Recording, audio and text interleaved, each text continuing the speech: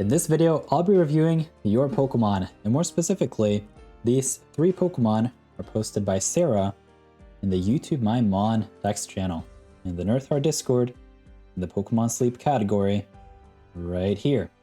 And so the first Pokemon we're going to be talking about is Gallade. Overall, I haven't seen a lot of Gallade being used and discussed, although I do think there is decent potential in the Gallade. So let's have a look at what this Gallade is all about. Now, the use of Gallade really hinges on a single factor, and it is whether or not you use Gardevoir as your main healer. Now, as we will get to here, if I'm not mistaken, there should be potentially... No, there's not. Okay, well, anyway, I know that Sarah has a really busted Wigglytuff, and that is her primary healer, and probably will be her primary healer for the foreseeable future. So to go all in on a Gallade kind of makes sense. And actually, if somehow in the future Mega Evolutions hypothetically potentially is a thing, Gallade has a Mega Evolution as well as Gardevoir, so keep that in mind. I don't think it will have an effect at all anytime soon, but potentially, you know, Pokemon Legends ZA is a thing. They have teased the Mega Evolutions. It would kind of be nice to vertically align all the Pokemon services, no? Okay, enough rambling on my end. So, whoa, this Gallade is level 48. The ingredient list is apple, corn, and apple. So we got a solid A, B, A on that ingredient list, although you probably are not going to be looking for a lot of ingredients on this Gallade. And the reason is pretty clear. It's a skill specialist. So it has the gentle nature. This is really strong on a skill specialist, and especially when the first sub-skill is not skill level up M, but skill trigger M. And that right there is basically so that if you can find at least 1 or 2 more complementary sub-skills, this is pretty solid.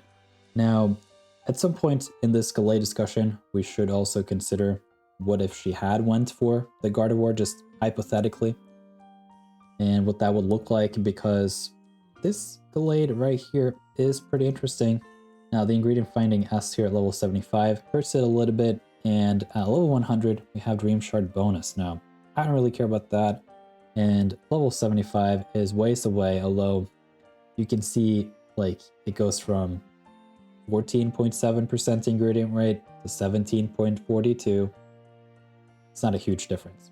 So this is essentially what we're looking at. It has main skill level 6. So this has been heavily invested in, and no wonder, look at these sub skills. In fact, the only main skill seed that Sarah has put into this, presumably, if this was caught as a Ralts, and we can double check that with the inventory here, potentially. Let's see, if we put in 2,000 hours here and do once, where are we at? 32. Uh-oh. What if we put 1,000 here? Okay, so I actually can't tell whether or not this was caught as a Kirlia or Ralts as of now, but assuming it was evolved from Kirlia, then this would have actually less than 500 hours. And at that point in time, you're looking at this inventory. So if this is the case, I don't know that, then at 2,000 hours, well, 3,000 was a little bit too much. 37 inventory, decent. That's a pretty big buff. So I would probably consider even using this Gallade overnight, just because it does have the berry finding, and Gallade as a whole is among the fastest Pokemon in the game. 40 mark is really, really fast, and berry finding is pretty solid on it, because what the Gallade does for its main skill is it just picks a couple triggers from a random Pokemon, and sometimes that Pokemon is itself. And so to have berry finding on Gallade is actually pretty nice. And at main skill level 7, which is out by the way, maybe you're short on seeds or want to put them other places, that production collection is going to be 11 per trigger. And we can see here the skill rate on Gallade is 8.8, and so in total, to get 11 berries times 2 if it triggers on itself, or 11 times 3 berries potentially from a berry specialist. It's pretty nice. One thing that I think is interesting with the Gallade is it pulls productions just as a flat number you can count on from the various Pokemon. And because of that, I think potentially Gallade has some nice scale potential as we get closer to whatever the max main skill level will be. I personally have made a guess here that it's going to be level 10 eventually. That's out of the box still, or in the box. And yeah, what happens then is either way, if main skill level 7 is the final number, but we get to level 100, for every level that your Pokemon is increased, this skill right here is just getting more powerful. For every time we have an increase in the area bonus, that is just a spread across type thing. But that's a big thing to consider. The berry value, the ingredient value, the area bonus, and potentially also the main skill level of this Gallade. Now, I don't have a huge, I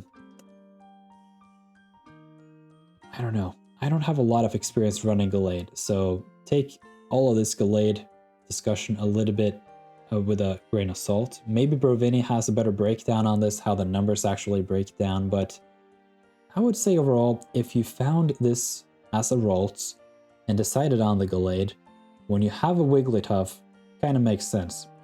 Though, should you have considered the Gardevoir? That's why I'm a little bit curious about it. I don't know if you're particularly interested about that, Sarah, but for everyone else, let's consider this. Now, what would it look like as a Gardevoir? Do you think there is a potential you would run into some inventory issues running this Gardevoir, but for the most part, you probably would only run Gardevoir daytime because it's such a strong healer. And so, yeah, maybe there was an opportunity here, but for the most part, I do think Gallade has some long-term potential. And so, especially at Lapis Lakeside with the berry finding and all the combo potential with the other Pokemon, you can even put this on a team with potentially some legendaries in the future. We don't know what the game holds, but either way, it's a pretty interesting Pokemon, and I think it's time for us to hop on over to the second Pokemon, because there are 3 in this video, and we talked a lot about Gallade. Next up is Feraligatr,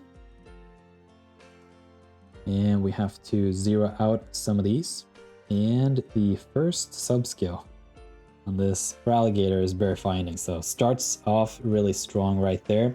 It's level 56, getting close to max level currently, and I think this must be 1,000. No. What is going on with this one? Is it 500? It is, so it's less than 1,000.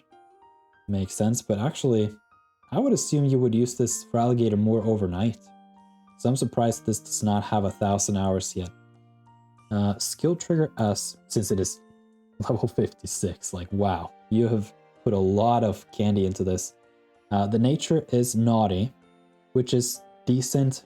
Overall, we talk a lot about how Feraligatr has a high skill rate and all that, and I mean, for the most part, the fact that this Feraligatr has Berry Finding, Speed of Help Up Nature, and Speed of Help M is just super solid as an ingredient specialist. No, berry specialist.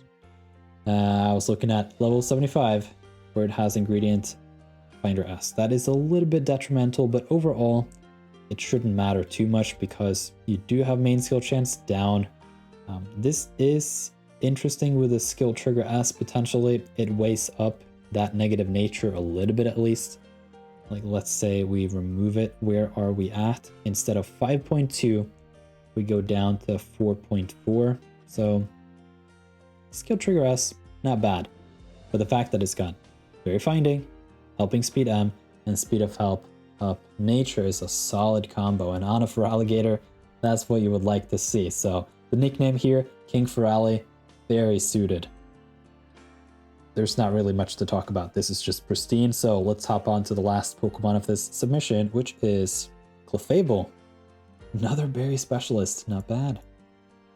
And also have to say, these Pokemon must be really strong on Cyan Beach because favored berry is happening over there. So Miss Susie is level 43. It's got 37 inventory, so it seems like it's been evolved twice and has less than 1,000 hours, and it's got that nice berry finding. And then we have the skill level up S, which is kind of funny on a Clefable because it's got metronome. And then it's got some inventory, which is not bad.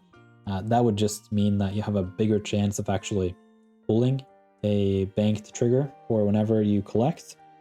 And the nature here is adamant, so that is ridiculous. You have an adamant berry finding, berry specialist. It's pretty good. And the speed is coming in here at level 75.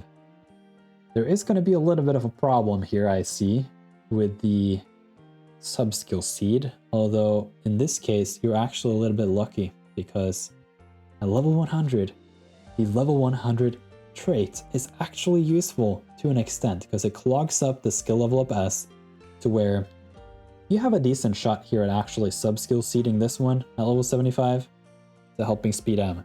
And at that point, this is yet another just a hit berry specialist or berry finding berry specialist. So we got both of the speeds that we need, the nature, the helping speed M, and then the berry finding S. At some point in the future, if you can somehow just dump a lot of stuff, I don't know if this would be beneficial. Like, let's say you're super unlucky and you have to do a bunch of subskill seeds to get this to helping speed M, and you level it all the way to level 100, not 1,000, and we have 2,000 sleep hours. A ridiculous 60 inventory, main skill level 7 at that point, because it seems like you've put... No, wait, hang on. No, main skill 6. Okay, yeah, I got a little bit ahead of myself, but yeah, you get 2 evolutions and then subskill, not even subskill, but the skill level up S for a total of 4, which is on the shared screenshot here. So overall, a very strong berry specialist. I would say Clefable is probably a little bit underrated at this point in time, and one of the reasons is pretty sure it came out after a lot of people were kind of done with Cyan Beach or had really hunted hard on Feraligatr, and compared to Feraligatr, Clefable is not as favorable, but it just depends on how you use it. Now in future videos we may do a deep dive on a particular Pokemon of mine that I have as a favorite, Togekiss, and in that case maybe Helper Boost Togekiss can make sure that the Clefable is more favorable than you might expect. I don't know if it will surpass the Feraligatr, but at the very least it is going to be an interesting Pokemon to consider. So they're the same speed and they have a little bit different of a setup. The ingredient rate is way lower on Clefable, so that's a huge boost right there. Sarah's Clefable has ingredient finding down, so that's just ridiculous. We pop back into the Dreams scenario here, we can see the ingredient rate is 13.4. Feraligatr does not have that benefit, although Feraligatr does get a decent chunk of value from that skill rate just because it is decently fast and that skill rate is high, but metronome is kind of funny. And that was one of the things I wanted to get to here eventually, because we haven't really talked a lot about Togekiss here on the channel. I recently kind of made a rediscovery of Togekiss just because of one of the members in the nirtheart Discord just posted a screenshot that, based on my previous assumptions, just awakened my interest in exploring Togekiss. So we'll get back to that in the future, but just know for now that this Clefable that I've subskill seeded all of these things, level 100 would be kind of interesting, because that metronome with inventory 60 overnight is going to give you at least 1 banked trigger, I'm pretty sure. And metronome on an all-out fairy team could be an interesting setup with Togekiss, Clefable, Wigglytuff, and whatever else will come our way in terms of fairy types. So with that said, I hope you've enjoyed this discussion, Sarah, and found some good use into it. And for everyone else, You can leave a big ol' thumbs up on this video if you enjoyed this content and would like to see more. And with that, thank you for watching, and I'll see you around in another video.